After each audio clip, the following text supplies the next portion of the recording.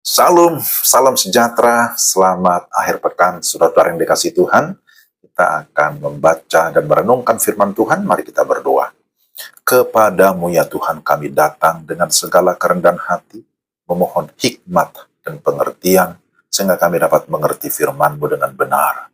Tuhan pimpin sertai kami dalam membaca, merenungkan, dan menerapkan firman-Mu dalam nama Yesus. Amin.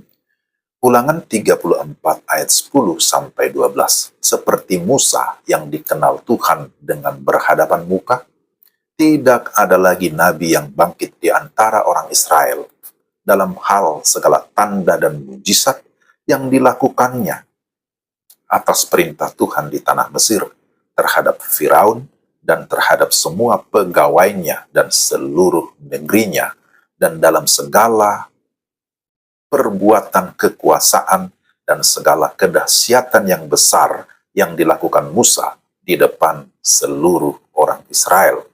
Ya, tema kita dekat dengan Tuhan. Saudara-saudara yang terkasih dalam Tuhan, kita sudah tiba di bagian akhir kitab Ulangan. Artinya, kita sudah menyelesaikan pembacaan sekaligus perenungan firman Tuhan dari kitab Kejadian, kemudian Keluaran, Imamat, Bilangan, dan Ulangan. Dan ini adalah renungan terakhir dari kitab Ulangan 34. Saudara-saudara, bacaan kita yaitu Ulangan 34 ayat 10 sampai 12 menutup kisah Musa dengan penuh penghormatan, menegaskan bahwa Musa memiliki keistimewaan, hubungan yang sangat istimewa, yang sangat dekat dengan Tuhan. Dan ini adalah sesuatu yang sangat unik, dicatat di dalam Alkitab, dan dikenal di sepanjang sejarah, bukan hanya sejarah Israel, tetapi juga hingga pada saat ini. Pertama, bahwa Musa adalah pribadi yang mengenal Tuhan secara intim. Musa tidak hanya dikenal sebagai pemimpin besar, tetapi lebih daripada itu, ia dikenal Tuhan secara pribadi, bahkan disebutkan berhadapan muka. Kedekatannya dengan Tuhan lahir dari hubungan yang dibangun melalui ketaatan, ketekunan doa, dan kerendahan hati. Pertanyaannya, apakah hubungan kita dengan Tuhan juga bersifat pribadi dan dekat, atau hanya sebatas formalitas agama? Yang kedua, kedekatan membentuk pelayanan. Semua tugas besar Musa, yaitu membebaskan Israel, memimpin bangsa Israel dalam perjalanan di padang gurun, membawa hukum Taurat, itu semua berakar dari hubungan yang intim dengan Tuhan. Tuhan melakukan banyak mujizat, tanda-tanda ajaib melalui Musa.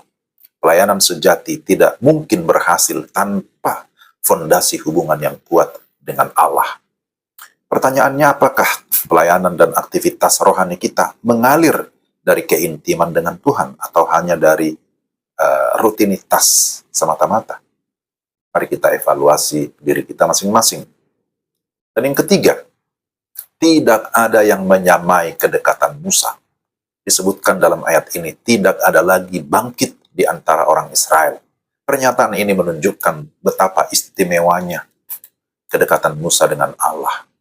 Namun dalam perjanjian baru, melalui Kristus Yesus, setiap orang percaya diundang untuk memiliki hubungan yang bahkan lebih dekat dengan Allah.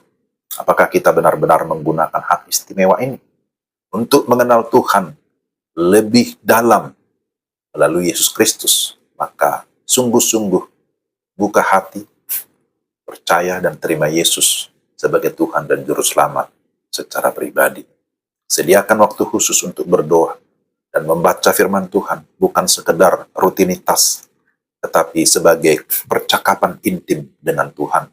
Hidup dalam ketaatan tiap-tiap hari, karena ketaatan membawa kita lebih dekat kepadanya.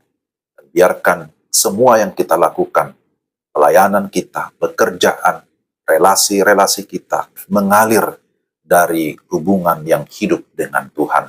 Maka mari kita terus membangun keintiman, hubungan secara pribadi dengan Tuhan, sehingga kita semakin mengenal Tuhan, dan kita pun akan lebih dikenal Tuhan. Ya pastilah kita dikenal Tuhan, dan kita pasti diberkati oleh Tuhan.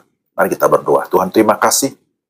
Kami bersyukur hari ini kami sudah menyelesaikan pembacaan dan perenungan firman Tuhan, Ulangan pasal 34.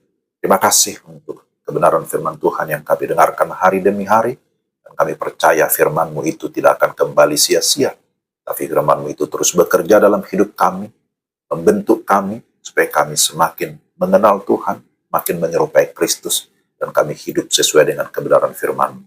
Pimpin sertai kami dalam nama Tuhan Yesus. Amin. Sampai di sini renungan kita hari ini.